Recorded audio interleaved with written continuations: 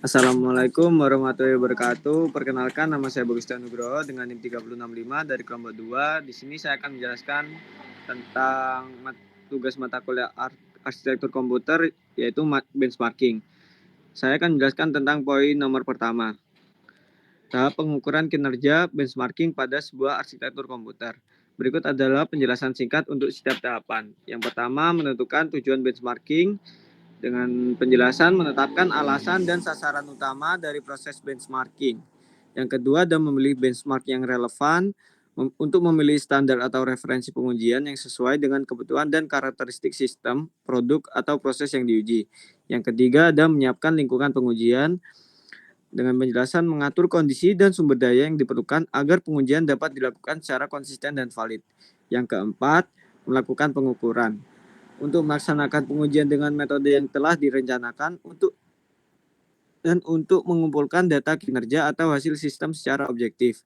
Yang poin kelima yaitu menganalisis dan membandingkan hasil. Untuk mengolah data pengukuran, membandingkan hasil dengan benchmark, dan mengidentifikasi celah atau potensi perbaikan. Dan di poin keenam, dokumentasi dan pelaporan untuk menyusun laporan terperinci mengenai hasil pengujian, analisis, dan rekomendasi untuk perbaikan yang dapat digunakan sebagai referensi di masa depan. Lanjut ke poin ketujuh tentang verifikasi dan validasi. Untuk memastikan hasil pengujian benar dan akurat dengan cara mengecek kembali data serta mengkonfirmasi validitas metode pengukuran. Dan untuk tahapan terakhir yaitu iterasi dan optimasi dengan menggunakan hasil benchmarking untuk melakukan perbaikan, mengulangi pengujian jika diperlukan, dan mengoptimalkan sistem untuk mencapai tujuan yang ditetapkan. Segitu saja dari saya dan akan dilanjutkan oleh anggota kelompok kami. Baik, sebelumnya perkenalkan nama saya Stephen Kurniawan dengan NIM akhir 3045. Saya di sini akan menjelaskan untuk yang nomor 2 ini. Untuk yang nomor 2, untuk pertanyaannya itu parameter apa saja yang digunakan untuk mengukur kinerja benchmarking sebuah arsitektur komputer. Untuk yang pertama ada yaitu A, throughput, yaitu jumlah tugas yang diselesaikan per detik. Lalu ada latensi, waktu yang dibutuhkan untuk menyelesaikan suatu tugas. Lalu ada clock speed, kecepatan prosesor dalam gigahertz. Lalu ada IPC atau instruction per cycle, yaitu efisiensi instruktur per siklus. Lalu ada CPI, yaitu cycle per instruction. Untuk penjelasannya jumlah siklus per instruksi. Lalu ada memory bandwidth, kecepatan transfer data antara CPU dan RAM. Ada memory latency, waktu akses data di memori. Lalu ada cache performance untuk efisiensi hit dan miss rate cache. Lalu ada IOPS, yaitu operasi baca atau tulis per detik pada penyimpanan. Untuk J sampai R ini akan dilanjutkan oleh teman saya. Baik, dengan saya Ilham Fajar Andika dengan NIM 232410103057 akan melanjutkan eh, nomor 2, parameter apa saja yang digunakan untuk mengukur kinerja atau benchmarking sebuah arsitektur komputer. Mulai dari J, yaitu poin J ada read or write speed, itu adalah kecepatan baca atau tulis data penyimpanan. Selanjutnya K, FPS atau frames per second, itu adalah jumlah frame yang dirender per detik. Lalu ada compute performance, yaitu kapasitas komputasi CPU atau GPU atau flops. Lalu M ada fill rate, yaitu kecepatan pengisian pixel atau tekstur GPU. Lalu ada network bandwidth, itu adalah kapasitas transfer data jaringan. Lalu O, network latency, itu waktu transfer data jaringan. P, performance per watt, yaitu efisiensi daya kinerja.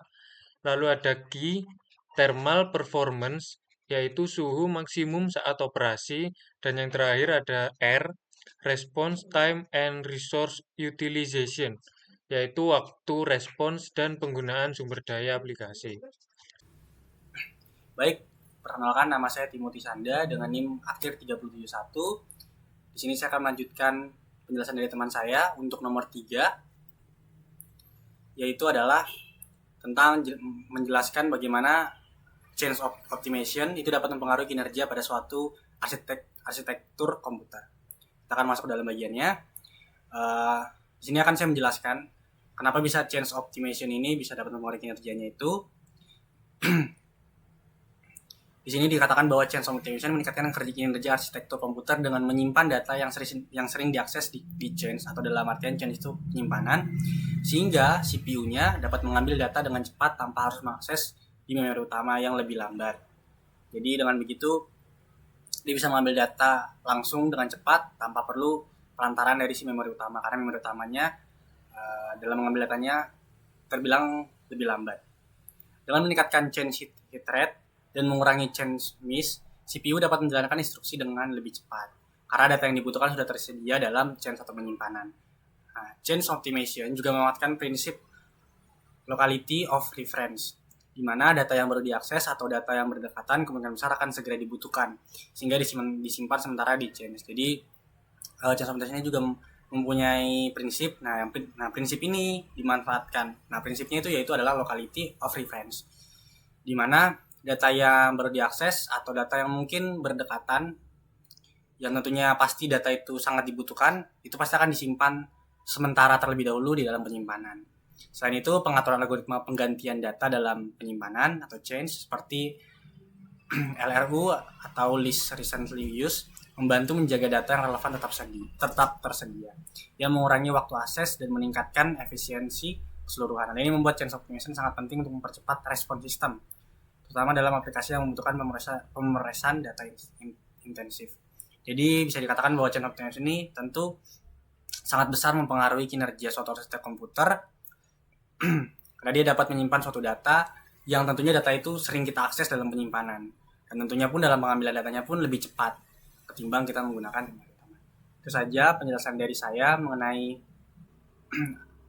bagian nomor 3, yaitu bagaimana change optimization dapat mempengaruhi kinerja suatu arsitektur. Baik, selanjutnya saya akan menjelaskan pertanyaan keempat.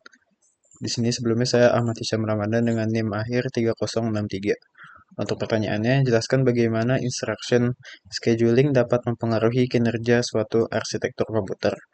Untuk jawabannya, instruction scheduling itu meningkatkan kinerja arsitektur komputer dengan mengatur urutan eksekusi instruksi agar CPU dapat berjalan lebih efisien dan mengurangi waktu tunggu akibat ketergantungan data antar instruksi. Dengan menjadwalkan instruksi non-dependent untuk dieksekusi sambil menunggu hasil instruksi lain yang bergantung, teknik ini memaksimalkan pengguna untuk memproses CPU dan mengurangi pipeline stalls, terutama pada prosesor pipeline yang membutuhkan aliran instruksi terus-menerus. Instruction scheduling juga memungkinkan out-of-order execution, di mana instruksi dieksekusi di luar urutan aslinya selama hasil akhir tetap konsisten, sehingga mempercepat penyelesaian tugas. Dengan demikian, teknik ini menjaga aliran kerja CPU tetap lancar, meningkatkan throughput, dan memaksimalkan efisiensi sistem yang sangat penting untuk aplikasi dengan beban kerja intensif.